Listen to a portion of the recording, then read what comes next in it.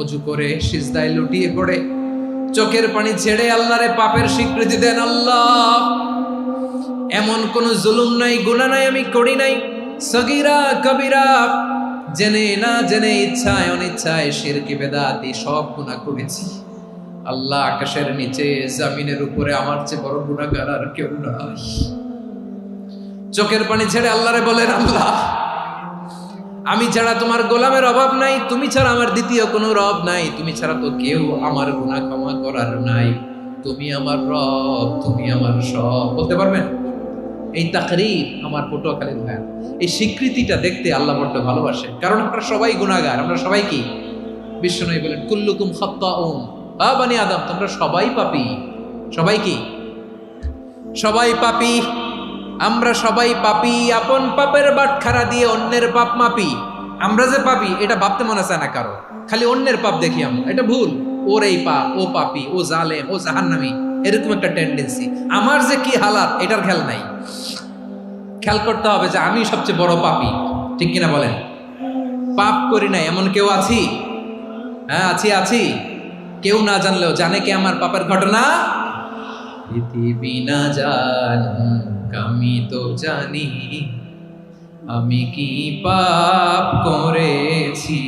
হায় ও আমার কলিজার টুকরা ভাইয়েরা, মাথাটাকে নিচু করে জীবনের সব গুনার ফিরিস্তিগুলো একটা একটা করে স্বীকার করে আল্লাহরে বলেন, আল্লাহ, আমি পাপী। আল্লাহ, আমার চেয়ে বড় পাপী এই দুনিয়াতে কেউ নাই। আকাশের নিচে জমিনের উপরে আমার চেয়ে বড় পাপী কেউ নাই। একটা একটা করে আল্লাহ স্বীকার করি আমি পাপী।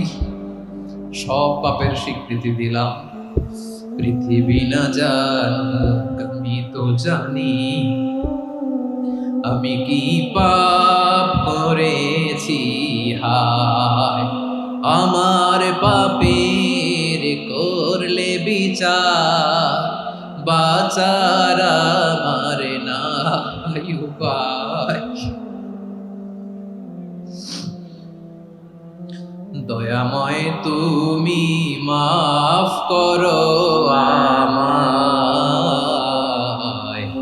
মাফ করো আমায়। আল্লাহ তাআলা যদি দয়া করে আমাদেরকে মাফ না করে, আমাদের বাঁচার কোনো উপায় নাই।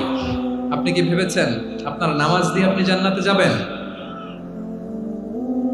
আপনি তাহাজ্জুদ গুজার, সেজদা দিতে দিতে কপালে দাগ ফেলেছেন, এটা আপনারা জান্নাতে নেবে না। আপনি এলাকার সবচেয়ে বড় হাতেম তাই, দানশীল, এই দানের ভরসায় বসে আছেন, কুশ্চিত কালো না। আমাদের নামাজ, আমাদের রোজা, আমাদের ইবাদত, এগুলোকে মিজানের পাল্লায় উঠালে কোনো ওজনই হবে না। তবে আমাদের একটা কৌশল জানা আছে, আমরা আল্লাহর রহমতের ভিখারি। আমরা সেদিন আগেই গুনার স্বীকৃতি দিয়ে দেব। আমরা বলবো, আল্লাহ, তুমি প্রশ্ন করার আগে তোমার একটা কথা বলি, আমারে কিছু জিজ্ঞেস করো না, আমি সব করেছি। এমন কোন পাপ নাই যে পাপ আমারে দিয়ে হয় নাই। তোমার রহমত দিয়ে তুমি জান্নাতে পাঠাবা, তোমার দয়ায় জান্নাতে যেতে চাই, আমল দিয়ে না। পারবেন বলতে? কিয়ামতের দিন আমরা বলবো, আল্লাহ, আমার আমল দিয়ে জান্নাত চাই না, আমি তোমার দয়া দিয়ে জান্নাত চাই।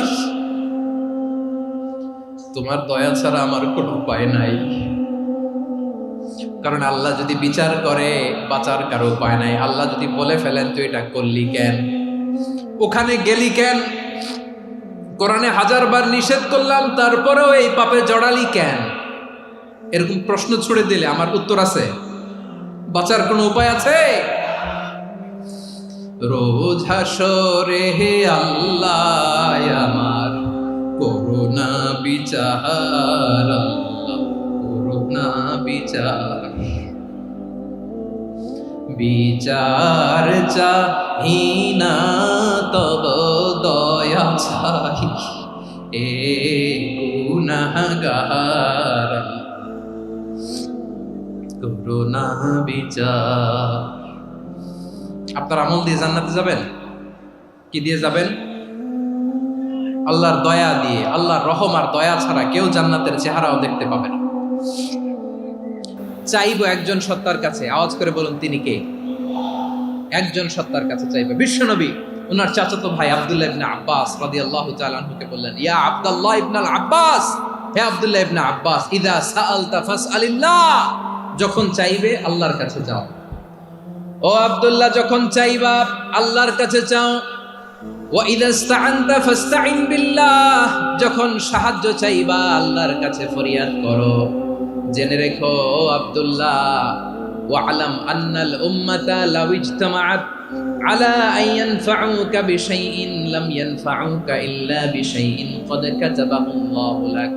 ও আব্দুল্লাহ, জেনে রেখো, মনে রেখো, গোটা বিশ্বের সবাই মিলে যদি তোমার উপকার করতে চায় ততটুকুই তারা করতে পারবে যতটুকু আল্লাহ তোমার নসিবে সেটা লিখে রেখেছে। ঠিক কিনা বলেন? আর যদি গোটা বিশ্বের সবাই মিলে তোমার বিরুদ্ধে কনস্পাইরেসি করে, ষড়যন্ত্র করে, গোটা বিশ্বের সবাই মিলেও যদি তোমার ক্ষতি করতে চায় ততটুকুই শুধু পারবে যেটা আল্লাহ তোমার জন্য বরাদ্দ রেখেছে।